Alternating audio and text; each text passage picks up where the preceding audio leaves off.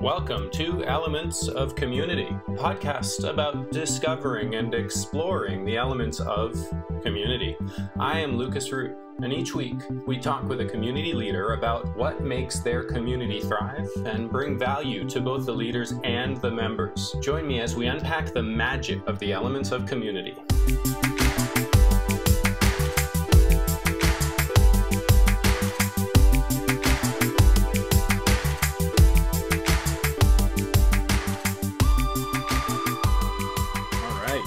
Welcome back. I am so excited to introduce to you all Jessica Encell Coleman. Jessica, would you like to tell us a little bit about yourself? Oh my goodness, yes. Well, first of all, hello to everyone who's here and everyone who's listening. And if you're listening to this podcast, my intention is that through the conversation that Lucas and I have, that it is totally inspiring, totally uplifting, and totally empowering for you. So that's my intention with whatever we share in the recording that we're about to do. And we're both, open-ended. We don't know where it's going to go, but my intention is that everything comes through has that impact for you. So I love that. Yes. Thank you.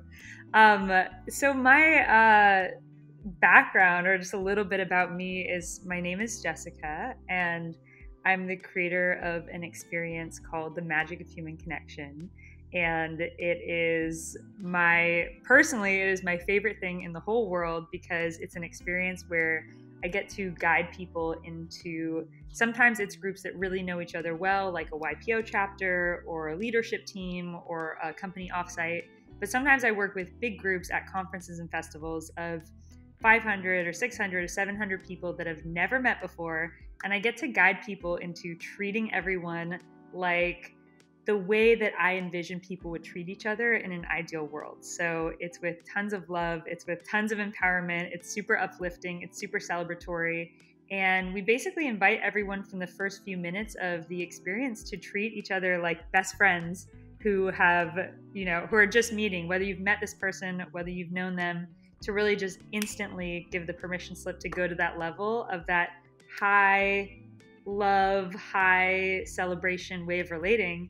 And we get to remove the barrier of time and having to have time be an influencing factor on how connected you feel to someone. And we actually just to create the invitation for connection right off the bat. And so that results in some really amazing experiences. And it's my biggest honor, really, to get to share that with the world. So that's a little bit about me, is my context with the magic of human connection. And then within that bigger umbrella, there's all these different sub projects and ways of bringing that energy of the magic of human connection to people or to teams or even to couples. But that's the high level overview, is creating transformational, heart-opening connection experiences for people.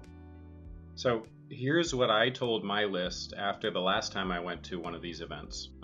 In the exact words was, I said, imagine the best hug that you've ever had in your entire life, the best one you've ever had.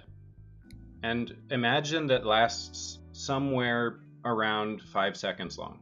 Now stretch it out to 10 seconds. Now stretch it to 30 seconds. Now stretch it. This is how I wrote it. Now stretch it to 5 minutes. Now 10 minutes. Now stretch it to infinity. And apply that hug to every person that you meet. I love that. Oh my goodness. I feel it. And that's such an amazing description. That is so beautiful. I love that. Thank you for sharing that with me. And I feel like that's so spot on. Like, that is how it feels. It's like moments that you've experienced in your life that feel so good. And now like find them, condense them, and expand them. And that's it. I love that. That's it. So, do you have a community? You said, do I have a community? Or you do? Do you? I can't imagine a community not springing up around this, but do you have a community? So I feel like I have so many different communities in my life that contribute to magic of human connection. And it's, it's actually something that I feel like I feel like there's an organic community, but I really actually want to build way more of an intentional community around Magic of Human Connection. So before the pandemic, the backstory is that Magic of Human Connection grew like so much faster than I could have imagined. Like all my 5-year goals happened in about 5 months. So it was this super accelerated timeline of growth. And because of that, like certain things were really like accelerated, and certain things I'm still actually building and like catching up to. So the community infrastructure is really one of those pieces, because I would travel and I would teach, and people would say like, how do I stay connected? How do I, like, what do I do next? I'd be like, I'm just traveling to another event after this. Like I didn't have that structure. And then the pandemic was this amazing kind of moment. I mean, it wasn't amazing, in the beginning, but if I zoom out for what it gave me this pause to actually start to build more infrastructure for community, which a lot of it is online, so that I can stay connected with people all over the world. So it's something that I feel like I have so much community in my life, but it's actually an area that I really want to, and Magic of Human Connection fosters community, but like nourishing that community in the way that I want is actually still like catching up to the organic community that the experience creates. Very cool. Yeah. How do you provide an opportunity for some sort of co-location for your community? A co-location. I like that. What do you mean by a co-location? That's awesome. Well, like virtually, a whole bunch of people hop on a Zoom room together and do something together. They talk, or they do a virtual happy hour and they drink wine, or maybe they do a Magic of Human Connection Zoom event. Yeah. Maybe they have a Facebook group. Maybe you have a Facebook group that everybody posts in about how awesome their hug was today with some stranger. Right? I know. See, this is exactly the thing that like it needs to come through, and then like that's so on the cusp of coming through in some way. So this is actually something that is like so top of mind for me. Mm-hmm. is exploring that format. Nice. How about physical co-location? So a whole bunch of people get together to talk about magical human connection over coffee in downtown LA on Saturday mornings, every Saturday. Right. I know. I love that. Like there's seriously so much possibility, like meetups in different cities and online, and just finding how that wants to come through is really exciting. Mm-hmm.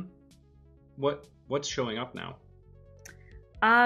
Well, I guess the first thing that comes to mind is this like one of the first gifts of the pandemic for me was this online experience that I created called the Gratitude Adventure. And that was born out of one of my favorite practices in the world. Every day for the past about 10 years, I've gone for a gratitude walk, and I do it for anywhere between like 30 minutes to 90 minutes. It's how I start my day every day. And it's been the most transformational experience to have such a consistent practice, but also to really see what happens when you can build these pathways in your mindset, like over and over again, and really build an internal muscle around gratitude, around celebration, and around just tapping into the abundance of life. And so that's something that's woven throughout the Magic of Human Connection in everything, because it's something that influences me so much. But I never had a way to actually like deliver that to people. I would teach friends about it, and then I would see those friends like 2 years later, and they'd be like, we've gone on gratitude walks every day since you told us about it. So I was like, oh, cool. It's not just me who loves it. So when I created this program, I just did it as like we would meet weekly. But then half the group after the program ended was like, I don't want to stop. So we created this deep dive program that was just basically like, I kind of thought of it as like an Ironman of positive psychology because it was like every day we did all these practices, and they all built upon each other and got more engaged and more involved. And so that was like awesome. Oh my gosh, it's and everyone in that program is still like best friends. This was like probably 2 years ago, but I like still get pictures all the time of different people in different cities who like met up with someone in the Gratitude Adventure. And that to me was one of like the best moments of feeling what I want to get to, but happening all the time, like not on a certain schedule, but just the way, because there was this whole chat and everyone had to post in it every day and celebrate other people every day. And it was such like a thriving experience. It was also very intensive. So I like wonder how to bridge the juiciness of that with like an everyday sustainable level of engagement. But that was like, that is what feels there to come in next, is finding a way to bridge what was happening then, but just make it like an ongoing experience. That's beautiful. Thank you. It really was. It was just amazing. Yeah, I'm gonna do that program again soon, and I'm like getting so excited about it because it's what I do every day, and it's just so much more fun and so much more amplified when I get to share it. So that's awesome. Yeah. So it sounds like there was a community sort of built right in that program. They had daily projects, right? Posting is part of the project. The feeling of gratitude, sort of the homework that they were doing to continue to connect with the purpose. Yeah. They had daily project. Were they building a language? Oh, like yeah. A specific language? Yeah, absolutely. So it totally fits into the 5 community pillars framework. Because every week there's a different theme. And within that theme, there's all these different concepts. So everyone starts like riffing off of the different pieces. Like one of them is first, second, third, and fourth enjoyments. So that's like a way to, it's inspired by this quote from the Dalai Lama, who said, "I want to live a really beautiful life so that when I'm older, I can look back and live it twice and get kind of double the joy of reflecting on what I created the first time around, but then receive it again." And so, you know what? There's a train that goes by the house, so you might hear it in a second. That's okay. But so first, second, third enjoyments is, the first enjoyment is looking forward to something before it's even happened. The second enjoyment is actually being, so like for this podcast, first enjoyment is me like being excited, like Lucas and I are going to get to have fun, jam on this call, hopefully have positive impact on people that listen to it. So that's the first enjoyment. Second enjoyment is right here in this moment, being with you, getting to be responsive and creative and in the moment. And that's the second enjoyment. And the third enjoyment is when we get to look back and reflect on it and reflect on what we enjoyed, what we received, the benefit that it created. And then fourth enjoyment is like enjoying things that you never experienced, but it's almost that aspect of compersion, like celebrating someone else's enjoyments. Yeah. So, or when it comes back to you through a pathway that you didn't expect. Yeah. So that's cool. That's just one of so many, but yeah, the chat and the whole community built a common language over the different weeks. That's a perfect example too. Like you walk up to a random person and you say, "What was your first enjoyment today?" Right. And they're like, "Coffee?" Yeah, exactly. That's awesome. But as soon as you have that community and they're building that language, they get it. You talk about that first, second, third, and fourth enjoyment. They're on it. They get it. They're off. Exactly. That's so cool. Can you bring up some other examples? I love that. Yeah. So one of them that you're probably familiar with from Magic of Human Connection is soul nutrients.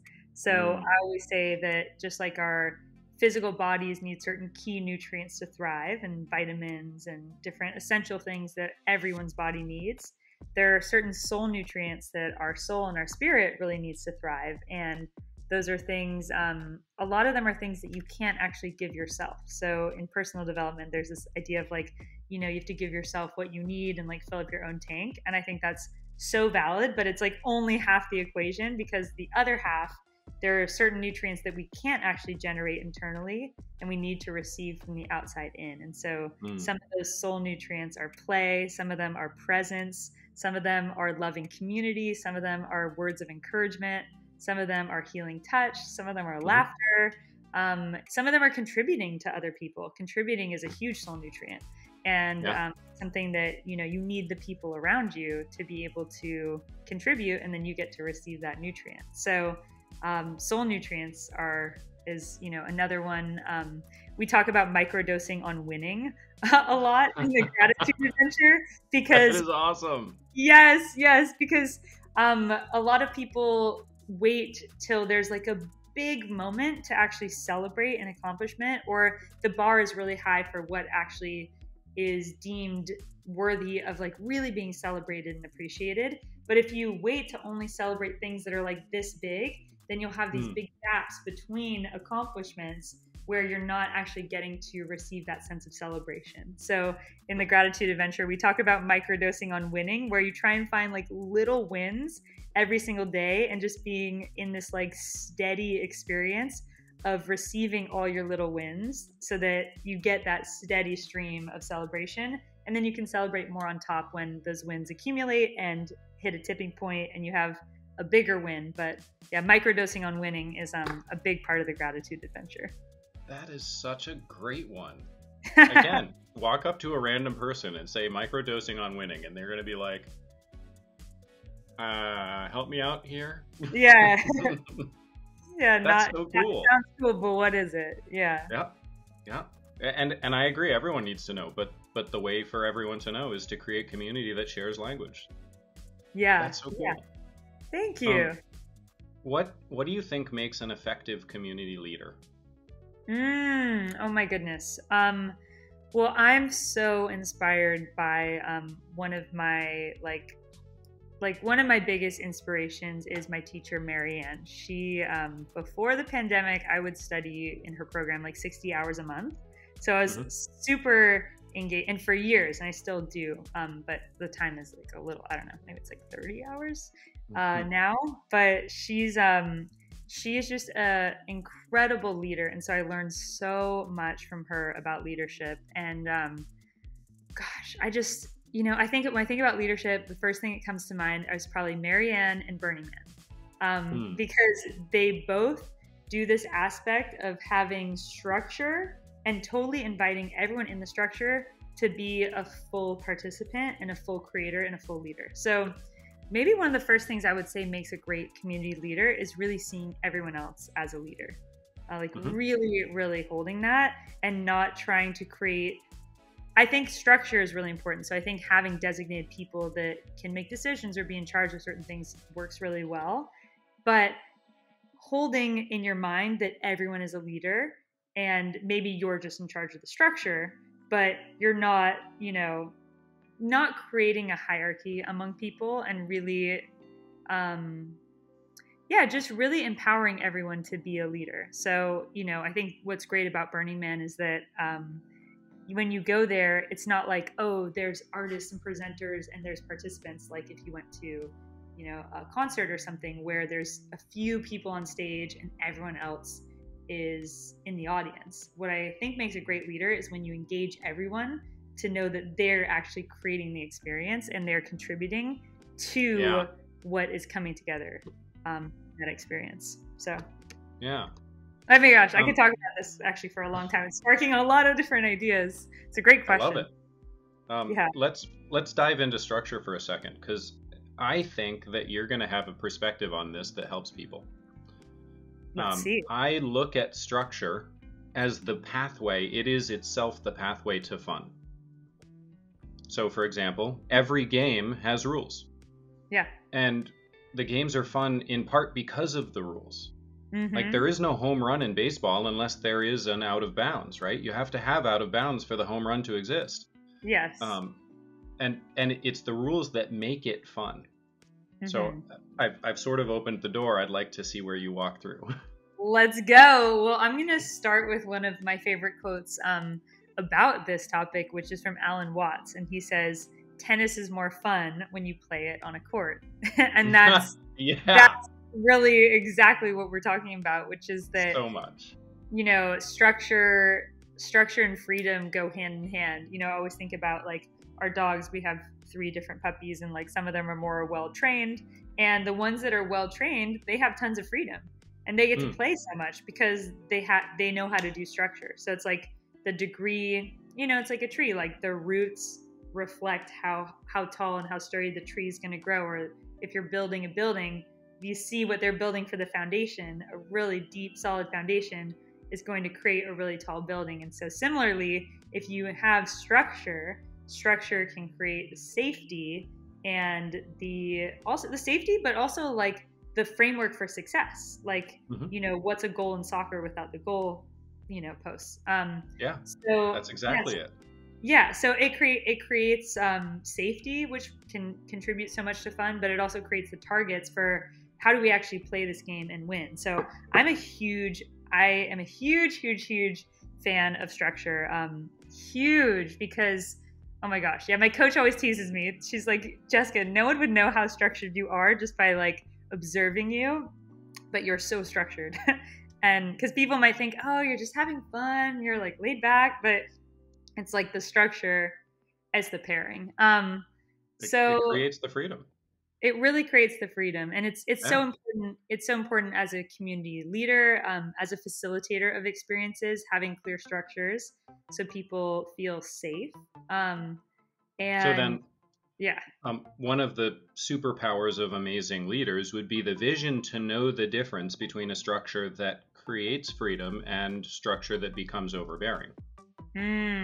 Yeah, and that's different for everyone.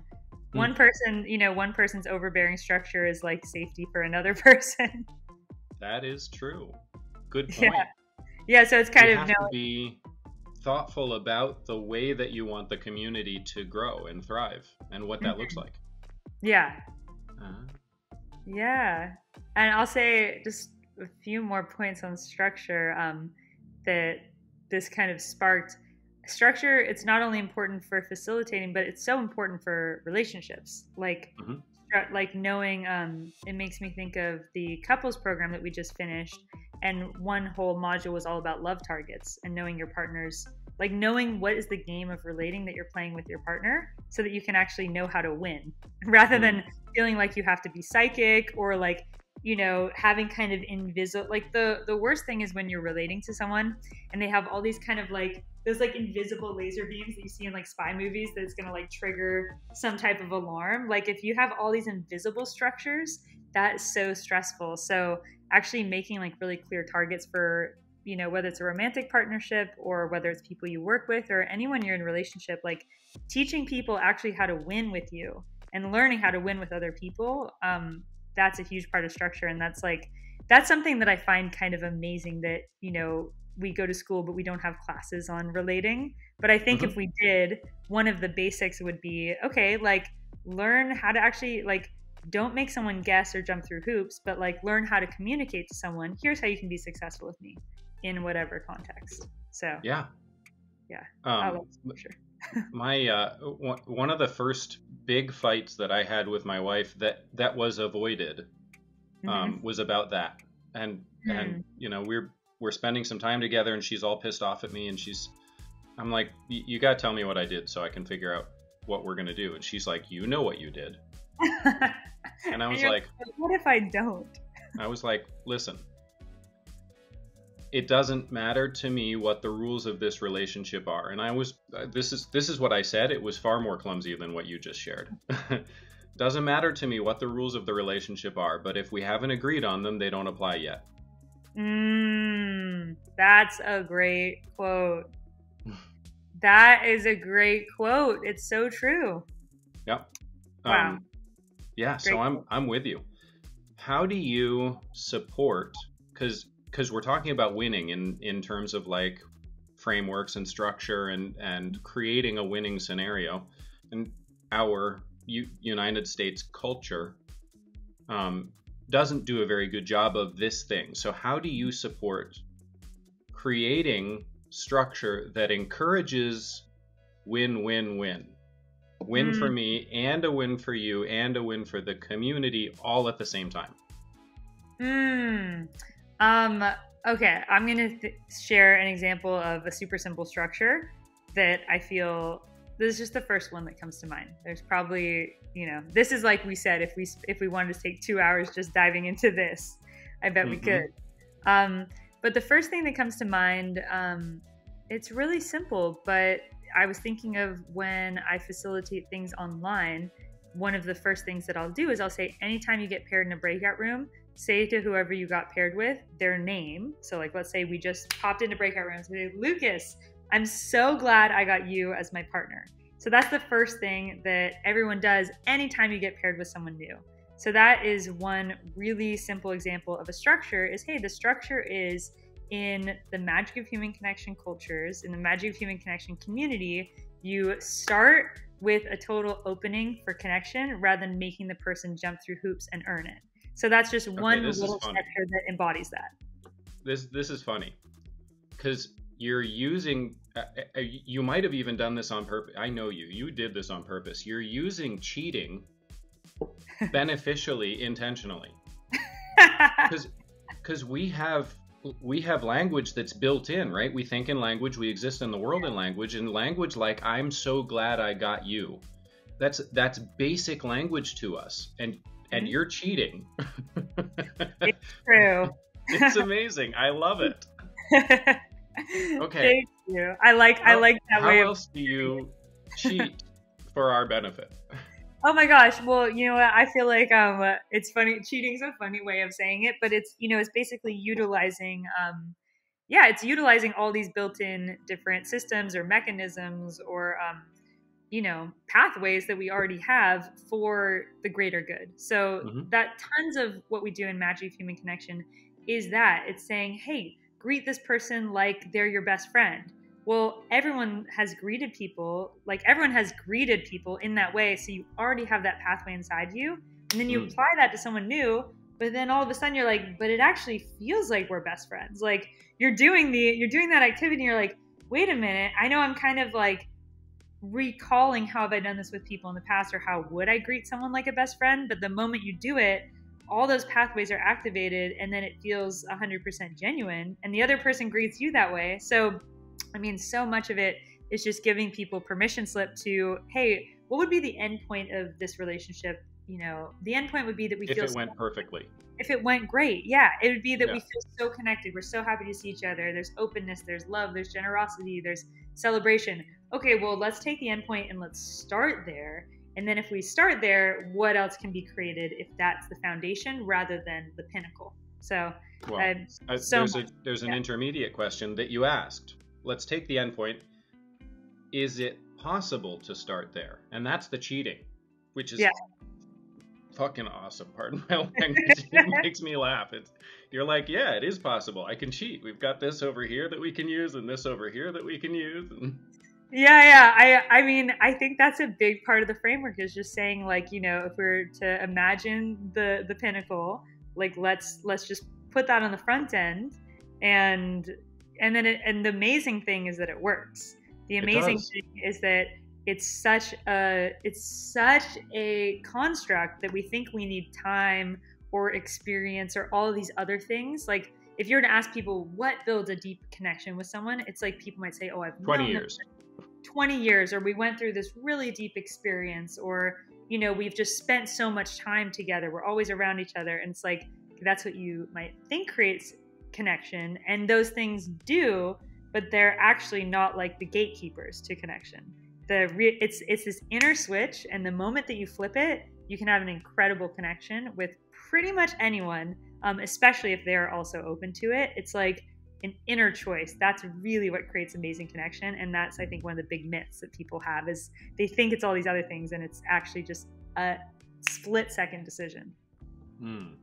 So I'm going to tease you a little here. Tease me. I love it. Let's go. If you were told when you were in grade school that you were going to grow up to be the best professional cheater ever, what would you have said to that? I probably would have said, I thought I'd be a marine biologist. I would have thought I'd be a marine biologist. So I'd be like, I have no idea what that's even going to look like. I love it. Yeah. I mean, because it's not because we have to spend time. We have a rule in our head. Yeah. And that's why I'm calling this cheating, because the rule exists. The rule is you can't be my best friend until you've been a friend for 5 years or whatever it is. Yeah. And you're like, oh, okay, let's break that rule. What if we just break the rule? Yeah. Let's just do it. Let's just break the rule. Exactly. Well, that's cheating. Okay, let's do it. Let's go. It's true. It's so true. Thank you.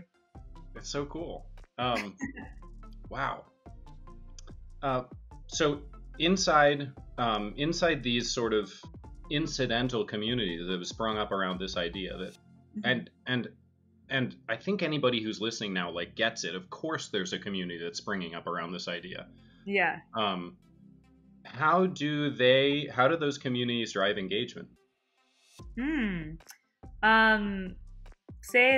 engagement. Like, say it a little different way for me. What are the things inside the community that keep people coming back day after day, participating day after day, choosing to continue to participate? Gosh, I think, the first thing that comes to mind is definitely just the soul nutrients piece. Like, I think that having supportive, uplifting community is something that everyone needs. It's like an essential nutrient, like just how plants need sunshine. And if you can have the most amazing, beautiful, strong plant, but if it's not an indoor plant, you put it indoors, like it's just not going to thrive. And so I feel like people are the same way. There's different degrees of sunshine or community that people need, but it's something that everyone still needs. And so, having that, I think it's a soul nutrient that a lot of people are really chronically nutrient deficient in. Is just having this loving, accepting, celebrating community around you. So I think that the people feel when they're in that space, like, oh, this really is impacting me in a positive way. And what could my life be like if I didn't just have this as a one-time experience, but if I actually had this around me, like if this was my baseline, what, like how much more would I accomplish? How would I feel about myself? Like, how would I feel when I wake up in the morning if I actually was just surrounded by this loving, supportive community consistently? So I think people just feel that they need that. And for some reason, for whatever reason, the way our culture is designed, it's very rare for people to have that. So yeah, I love it. So they just show up. Yeah, they just do. Yeah. and honestly, all of Magic of Human Connection has grown through referrals. So people just share with their friends and send people, and people show up and they're like, hi, I'm so-and-so. I have no idea what this is, but my cousin told me I have to come, or whatever. So that happens a lot. That's awesome. And then when they show up, what do they do? Outside of the actual hosted events that you've done, when they're showing up for each other, when they're showing up in a Facebook group or, whatever, wherever else they're showing up together, what do they do? Well, hopefully they continue to do whatever they've done in Magic of Human Connection, which is greet each other with so much love and, both empower, like part of one of the key pieces of this community is putting on the lens of looking at your social interactions with how can I uplift this person or how can I empower them? So hopefully they move through the world with that energy of really looking for how they can do that with other people. I love that. Yeah. Okay. I love this, and we could continue all day. What question should I have asked that I haven't yet? Ooh, you know what? I feel like we had a great jam, and there's so many different things we could go into, but is there anything you should have asked that you didn't? Not that comes to mind off the top. No. Awesome. Yeah. And would you like to tell people where they can find you? Yes, absolutely. So if you're listening to this, I so hope that one day I get to give you a big hug and you get to experience viscerally in your whole body, in your heart, in your being, what Lucas and I are talking about on this podcast, which is the incredible soul nutrients of community and love and connection that you get to experience in Magic of Human Connection. So maybe I'll get to see you in person at an event. Maybe we'll get to connect in one of the amazing online experiences. But so I just so hope that we get to connect in some way, shape, or form. And you can find me at, here's the train that goes by. Hi, train. You can find me at themagic.love, and you can join the email list there. And then you'll get invited to all the different events and online experiences and community experiences that we have. Themagic.love. Yes. That's I really like my website domain name. I'm a fan. That is awesome. I love it. Yeah. Awesome. Thank you, Jessica. Yeah, thank you, Lucas. This is so fun. Thank you for joining us this week on Elements of Community. Make sure to visit our website, elementsofcommunity.us, where you can subscribe to the show on iTunes, Stitcher, Spotify, or via RSS so you'll never miss a show. If you found value in this show, we'd appreciate a rating on iTunes. Or if you'd simply tell a friend about the show, that would help us out too. If you like this show, you might want to check out our EOC Inner Circle, where we deep dive with each guest on the inner workings of their community. We cover things like community model, profitability, and engagement strategies. You can join the Inner Circle at elementsofcommunity.us/inner circle. Be sure to tune in next week for our next episode.